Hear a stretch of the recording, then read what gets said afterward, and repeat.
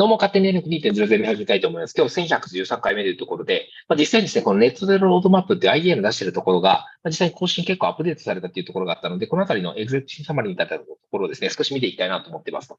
で、実際にやっぱりこの太陽光蓄電池 EV っていうのが、スピードとしてはやっぱりかなりこのスピードアップっていうところはしているところ、まさにスピードを出すためには、スピード部門はどちらかというと太陽光、蓄電池 EV だなと。で、大きく大量にみたいなところになってくると、例えば安定供給だとか、調整弁だとかっていうところがまた変わってくるんだろうなっていうところがあるのかな。なので、ちょっとお話しさせてもらいたいなと思ってます。実際にこのネットゼロロードマップ are global pathway to keep the 1.5 cesium goal in reach. In 2021, the IEA published its landmark report Net Zero by 2050, a roadmap for the global energy sector.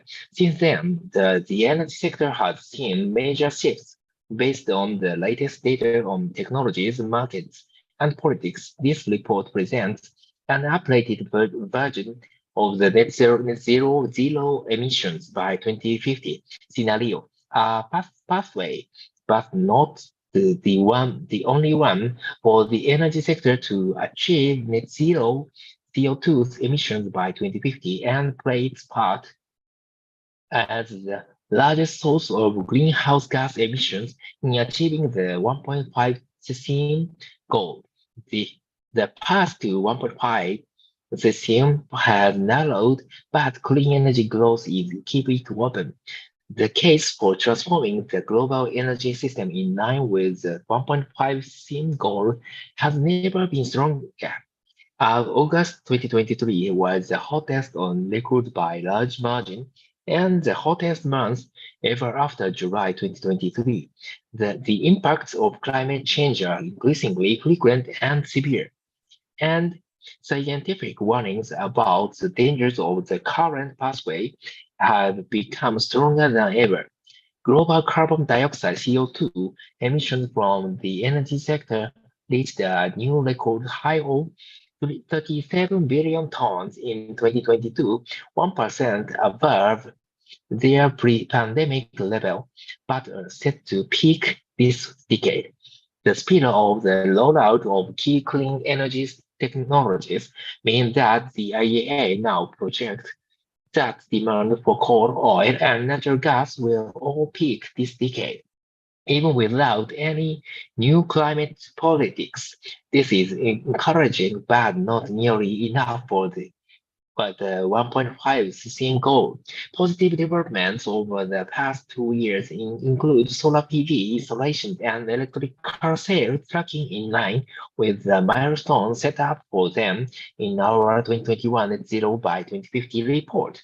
In response to the pandemic and the global energy crisis triggered by Russia's invasion of Ukraine, governments around the world announced a raft of measures designed to promote the uptake of a range of clean energy technologies. Industry is ramping up quickly to supply many of them. If fully implemented, currently announced manufacturing capacity expansion for solar PV and batteries would be sufficient to meet demand by 2030.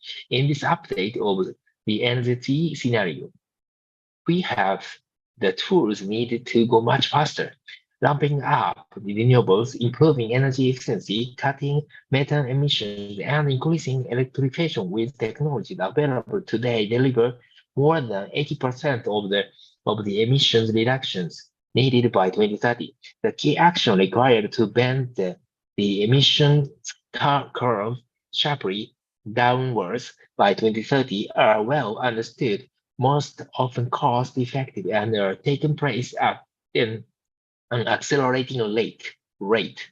The scaling up of clean energy is the main factor behind the decline of fossil fuel demand of over 25% this decade in the NZT scenario.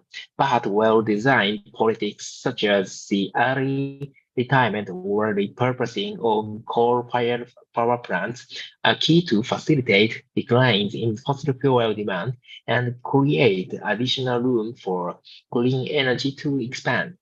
In the NZT scenario, Strong growth in clean energy and other policy measures together led to energy sector CO2 emissions falling by 35% by 2030 compared to 2022. Renewables and efficiency are key to drive fossil fuel down the demand down, tripling global installed renewables capacity to 11,000 gigawatts by 2030 provides the largest emissions reduction to 2030 in the LZE scenario. Renewable electricity sources, in particular solar PV and wind, are widely available, well understood, and often rapidly deployable and cost-effective. Current policy settings already put advanced economics and China on track to achieve 85% of their contribution to this global goal. But stronger politics and international support are required in other emerging markets and developing economies. For all countries, speeding up, permitting, extending, and modernizing electricity grids, addressing supply chain bottlenecks, and securely integrating variable renewables are critical. Doubling the annual rate of energy intensity improvement by 2030 in the energy scenario saved the energy equivalent of all oil consumption in road transport today, reduces emissions, boosts energy security, and improves affordability. Although the mix of priorities will differ by country, at the global level, energy intensity improvements stem from three equally important actions: improving the technical efficiency of equipment such as electronic motors and air conditioners, switching to more efficient fuels, in particular electricity, and clean cooking solutions in low-income countries, and using energy and materials more efficiently. These two actions reduce fossil fuel demand, enabling contributed adherence to a key milestone of our 2021 report, an immediate end to new approvals of unabated coal plants. Accelerating electrification and cutting methane are also essential. Booming technologies like electronic vehicles and heat pumps drive electrification across the energy system, providing nearly one-fifth of the emissions reductions to 2030 in the energy scenario. Recent growth put electric car sales on track to account for two-thirds of new car sales by 2030. A critical milestone in the NZT scenario, announced production targets from car makers underscore that this high share is achievable. Heat pump sales increased by 11% globally in 2020, and many markets, notably in the European Union, are already tracking ahead of the roughly 20% annual growth rate needed to 2030 in the energy scenario. China remains the world's largest market for heat pumps. Cutting methane emissions from the energy sector by 75% by 2030 is one of the least cost opportunities to limit global warming in the near term. Strong reduction in both energy sector CO2 and methane emissions are essential to meeting the 1.5 steam goal. Without efforts to reduce methane emissions from fossil fuel supply, global energy sector CO2 emissions would need to reach net zero by around 2045, with important implications for equitable pathways, reducing the methane emissions from oil and natural gas operations by 75%, costs around USD 75 billion in cumulative spending to 2030, equivalent to just 2% of the net income received by the oil and gas industry in 2022. Much of this would be accomplished by net cost savings through the zero of capture method. Innovation is already delivering new tools and lowering their cost.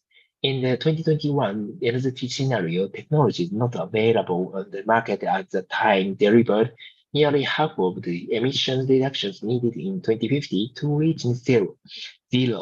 That number has fallen to around 35% in this update. Progress has been rapid. For example, the first commercialization of the sodium-ion battery was announced for 2023, and commercial-scale demonstrations of solid oxide hydrogen electrolyzers are now underway. But we still need to do much more, notably on infrastructure. Today, much of the momentum is in small modular clean energy technology like solar PV and batteries, but these alone are not sufficient to deliver net zero emissions. It will also require large new, smarter and repurposed infrastructure networks, large quantities of low emissions fuels technologies to capture CO2 from smokestacks and the atmosphere, more nuclear power, and large land areas for renewables. Electricity transmission and distribution grids need to expand by around 2 million kilometers each year to 2030 to meet the needs of the NZ3 scenario. Building grids today can take more than a decade, with permitting a particularly time-consuming bottleneck.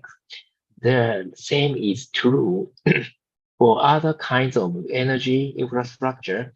Policymakers, industry, and civil society need to work together to measure building big mentality and expedite decision making while preserving public engagement and respecting environmental safeguards. Carbon capture utilization and storage CCUS, hydrogen and hydrogen-based fuels, and sustainable bioenergy are critical to achieve net zero emissions. Rapid progress is needed by 2030. The history of CCUS has largely been one of underperformance.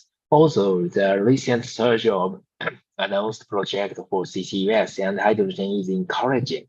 The majority have yet to reach final investment decision and need further policy support to boost demand and facilitate new enabling infrastructure. Increasing clean energy investment is developing countries is vital. The world is set to invest a record USD 1.8 trillion in clean energy in 2023. This needs to climb to around USD 4.5 trillion a year by the early 2030s to be in line with our pathway. Clean energy investment is paid back over time through lower fuel bills. By 2050, energy sector investment and fuel bills are lower than today as a share of global GDP. The sharpest jump in clean energy investment is needed in emerging markets and developing economies, other than China, where it surges sevenfolded by the early 2030s. In the NZT scenario, this will require stronger domestic politics together with enhanced and more effective international support. Annual concessional finance for clean energy in emerging market and developing economies will need to reach around USD 8 to 100 billion by the early 2030s. As clean energy expands and fossil fuel demand declines in the NZ3 scenario, there is no need for investment in new coal, oil, and natural gas. Stringent and effective policies in the NZ3 scenario support clean energy deployment and cut fossil fuel demand by more than 25% by 2030 and 80% in 2050. Coal demand falls from around 5,800 million tons of coal equivalent megaton in 2022 to 3,250 megaton by 2030 and around 500 megaton by 2050. Oil declines from around 100 million barrels per day to 77 mega barrels by 2030 and 24 megabarrels by 2050.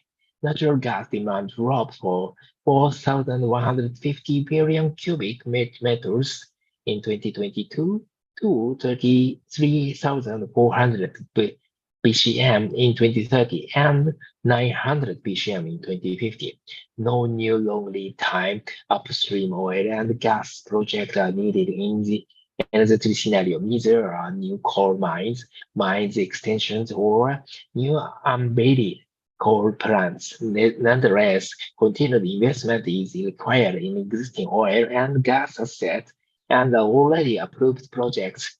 Sequencing the deadline of fossil fuel supply investment and the increase in clean energy investment is vital if damaging price spikes or supply gluts are to be avoided. The drop in fossil fuel demand and supply reduces traditional risks to energy security, but they do not disappear, especially in a complex and low-trust geopolitical environment.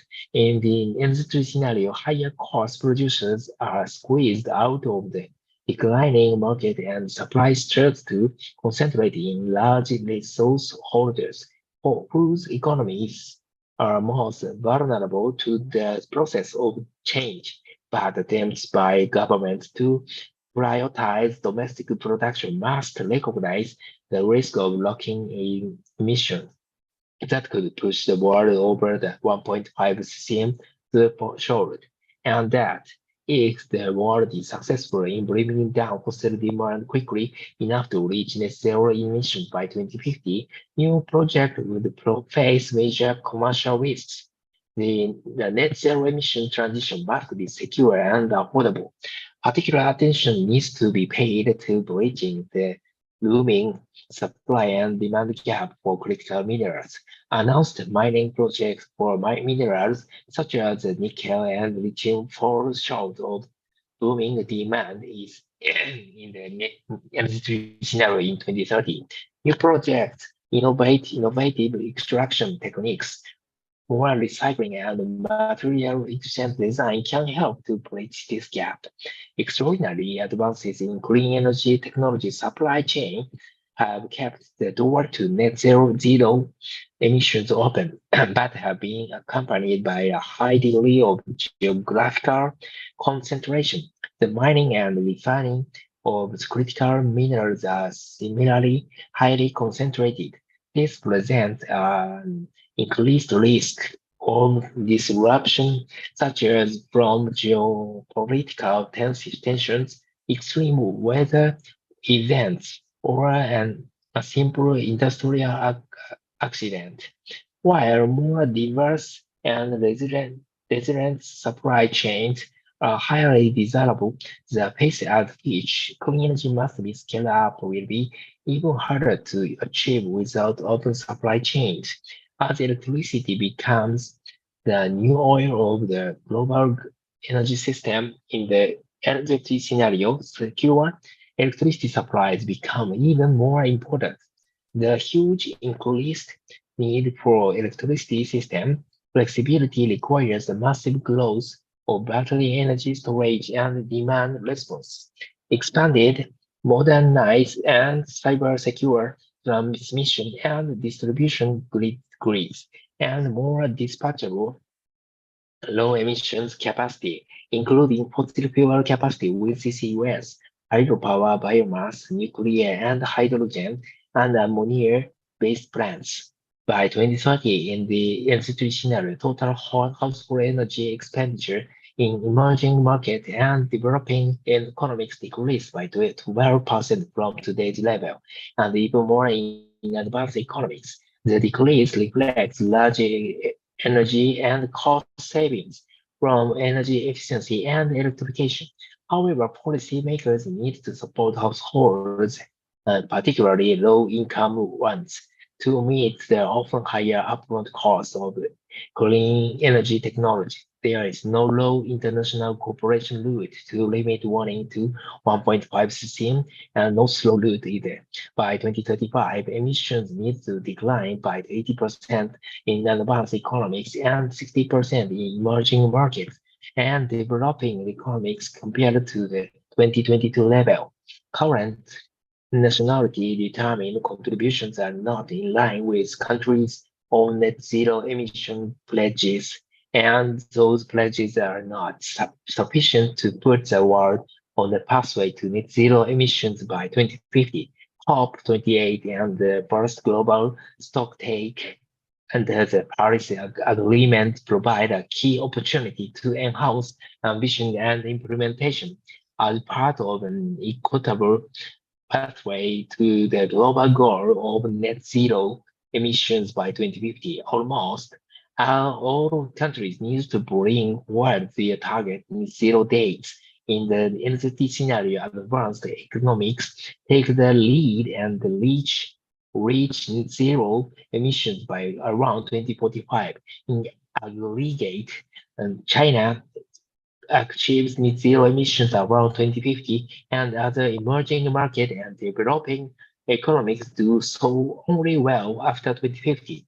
The NZT scenario is a global path, differentiated pathway. Each country will follow its own route based on its resources and circumstances. However, all must act much more strongly than they are today. The net zero pathway achieves full access to modern forms of energy for all by 2030 through annual investment of nearly $45 billion per year, just over 1% of energy sector investment. Our delayed action case shows that failure to increase emission to 2030 would create additional climate risks and make achieving the 1.5 ccm goal dependent on the massive development of carbon removal technologies, which are expensive and proven at scale. Nearly 5 gigawatt CO2 would have to be removed from the atmosphere every year during the second half of this century. If carbon removal technologies fail to deliver at such scale, returning the temperature to 1.5 ccm would not be possible. Removing carbon from the atmosphere is costly and uncertain. We must do everything possible to stop putting it there in the first place. The fierce urgency of now. The energy sector is changing faster than many people think, but much more needs to be done, and time is short. Momentum is coming not just from the push to meet climate targets, but also from the increasingly strong economic case for clean energy security imperatives, and the jobs and industrial opportunities that accompany the new energy economy. Yet, momentum must be accelerated to be in line with the 1.5 ccm goal and to ensure that the process of change works for everyone. Above all, this needs to be an unified effort in which governments put tensions aside and find ways to work together on what is the defining challenging of our time. All of us, and in particular future generations, will remember with gratitude those who act upon the urgency of now. That's all.